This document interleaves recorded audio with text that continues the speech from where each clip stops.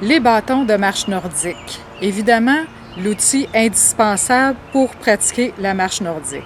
Et la question que je me fais souvent poser, c'est pourquoi des bâtons spécifiques à la marche nordique, alors que les gens ont souvent des bâtons de randonnée. Mais sachez que les bâtons de randonnée, on retrouve souvent des ganses qui sont grandes, dans lesquelles on peut insérer la main, mais qui laissent facilement ressortir la main. En marche nordique, ce qu'on utilise ici, ce sont des gantelets ou aussi appelés dragon, dans lesquels on insère la main, comme ceci, et on vient vraiment fixer à l'aide du velcro, parce que dans la technique, on utilise la propulsion. Alors, ce qu'on fait, c'est qu'on allonge, pour vous faire une petite démonstration, on allonge, mais on relâche et on va aller faire une extension complète en arrière.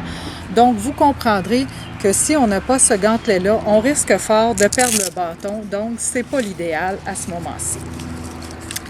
Au niveau des matériaux, il existe deux types de matériaux, c'est-à-dire on retrouve sur le marché des bâtons en aluminium ou en carbone.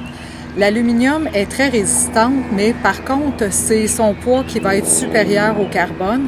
Et le carbone a la particularité de mieux absorber le choc. Donc, quand on pique le bâton au sol, évidemment, ça vient faire une espèce de choc au niveau de l'articulation et le carbone va mieux absorber à ce moment-ci. C'est certain que quand on fait une pratique seulement d'une heure, on ne verra pas la différence entre l'aluminium ou le carbone. Par contre, si on fait une randonnée de plusieurs heures, voire plusieurs kilomètres, c'est à ce moment-là qu'on risque fort de voir la différence entre les deux matières. Il existe 3 modèles de bâtons de marche nordique sur le marché. On retrouve les monobrins, les ajustables et les bâtons de type voyageur. Alors ici, on peut voir un monobrin. Donc comme vous pouvez constater, on part et on n'a aucun ajustement possible. Donc il est à sa pleine longueur. Lorsqu'on achète le bâton, les longueurs varient selon le gabarit disons, à partir de 105 cm et augmente de 5 cm, donc 105, 110, 115, jusqu'à 130 cm. Et la façon de savoir si la longueur est appropriée, eh bien, en général, on place le coude à 90 degrés de cette façon-ci et on pose la main sur la poignée. Donc, si notre coude reste à 90 degrés, c'est que c'est la bonne longueur de bâton à ce moment-là. Il y a aussi les bâtons de type ajustable. Alors ici, je retrouve un ajustement au centre. Donc, je peux faire varier la longueur et aussi, je peux aller, exemple, entre 110 et 115 si je suis plus confortable et j'ai tout simplement à le fixer. Le désavantage de ce bâton-là, c'est qu'avec le temps, il finit par se lousser ici au niveau du verrou. Donc, on risque d'être en randonnée et que notre bâton finisse par rétrécir.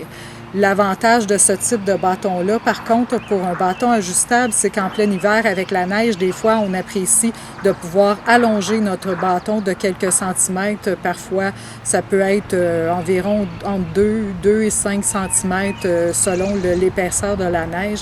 Donc, ça peut être un avantage à ce niveau-là. Et on a ici le bâton de type voyageur.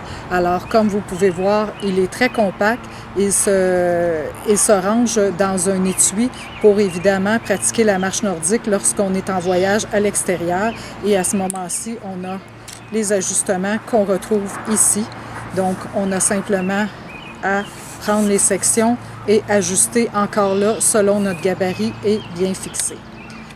C'est sûr que ça en fait un bâton qui est moins résistant au niveau de la solidité, étant donné qu'il y a 2 verrous sur ce type de bâton-là.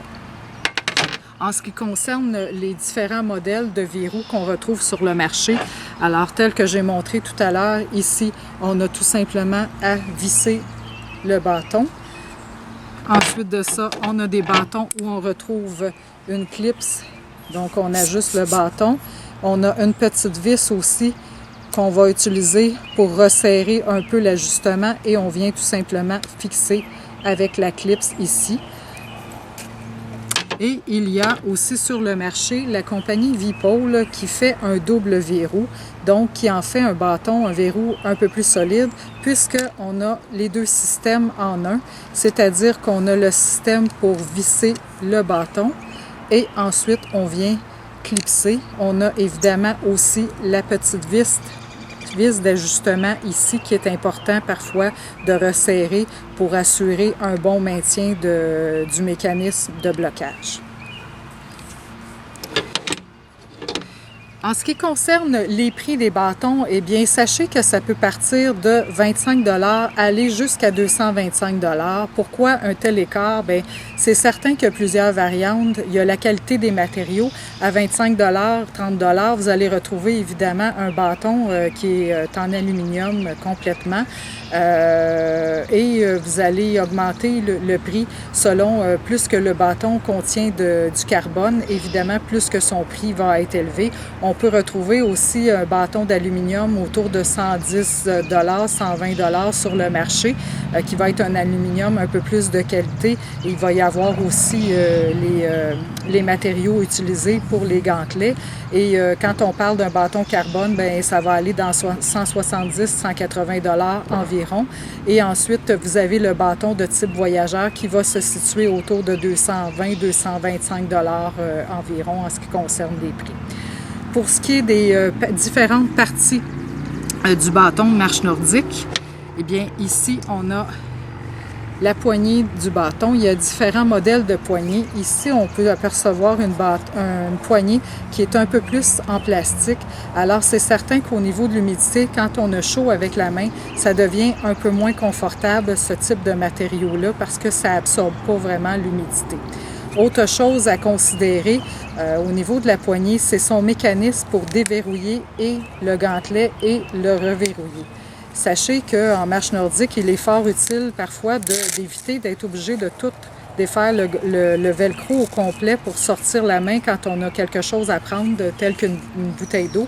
Donc, c'est souvent utile de pouvoir simplement déclipser. Et il y a des mécanismes qui sont plus faciles que d'autres, comme j'ai ici V-Pole, où vous retrouvez tout simplement sur le dessus un petit bouton jaune sur lequel vous appuyez et vous faites simplement retirer le gantelet et insérer de cette façon aussi.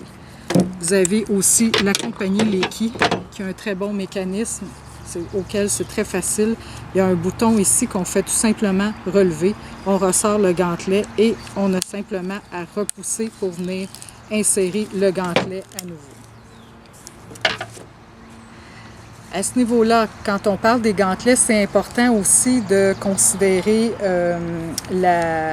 les matériaux utilisés parce qu'eux aussi, ils ont des matières que parfois gardent plus l'humidité, donc ça devient moins confortable, ça sèche moins rapidement.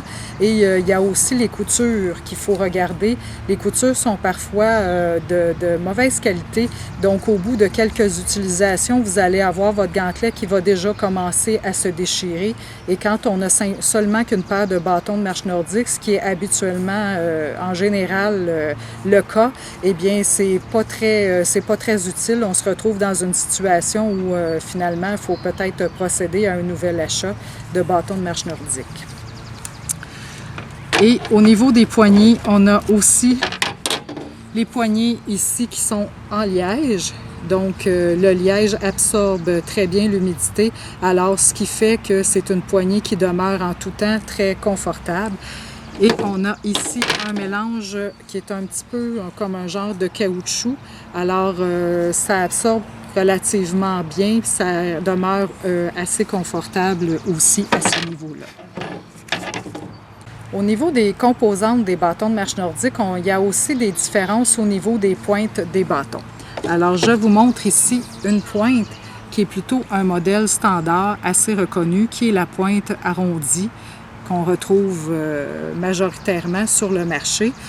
Depuis quelques années, il y a un autre type de pointe de bâton qui a fait son apparition, qui est la pointe biseautée que je vous démontre ici.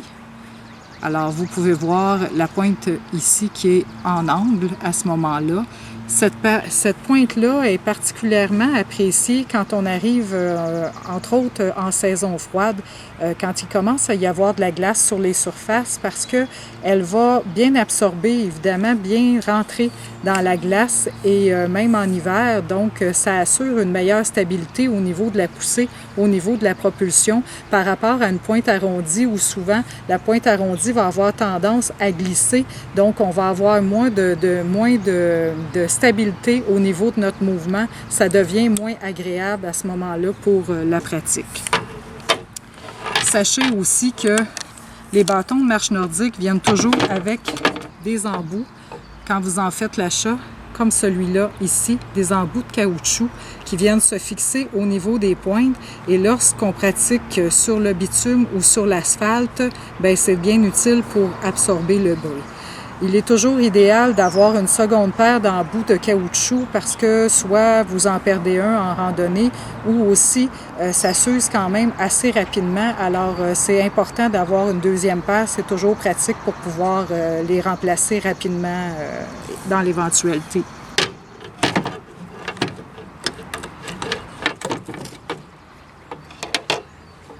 Une autre chose à considérer qui est important et que les gens oublient souvent, c'est le service après-vente des bâtons de marche nordique. Il y a beaucoup d'entreprises qui vendent des bâtons, mais vérifiez la disponibilité des pièces de rechange. C'est pas quelque chose qu'on a à changer souvent, mais ça peut être entre autres aussi simple que le gantelet.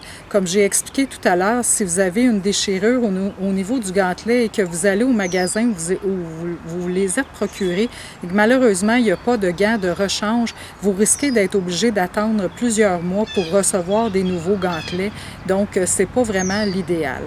Aussi, il y a la compagnie Vipole qui, eux, quand vous achetez les bâtons, vous avez le choix de la grandeur de gantelet, small, medium, large. Alors, il y a toujours des gantelets disponibles et aussi, si parfois l'hiver, pas parfois, mais en hiver, on a à se couvrir un peu plus, soit par une bonne mitaine ou soit par un gant.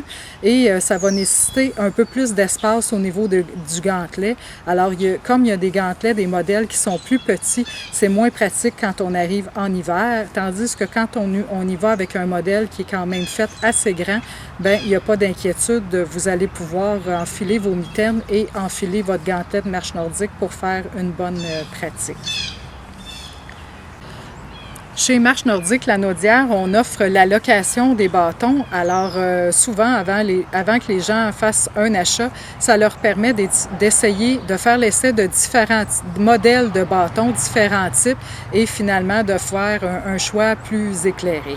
Alors, si vous avez des questions, il me fera plaisir de vous répondre. Vous pouvez nous écrire à marchenordiquelano à commercial-gmail.com ou simplement aller sur la page Facebook de Marche Nordique Lanaudière et nous écrire via Messenger afin de nous poser toutes vos questions et il nous fera plaisir de vous répondre. Alors, bon achat et bonne marche!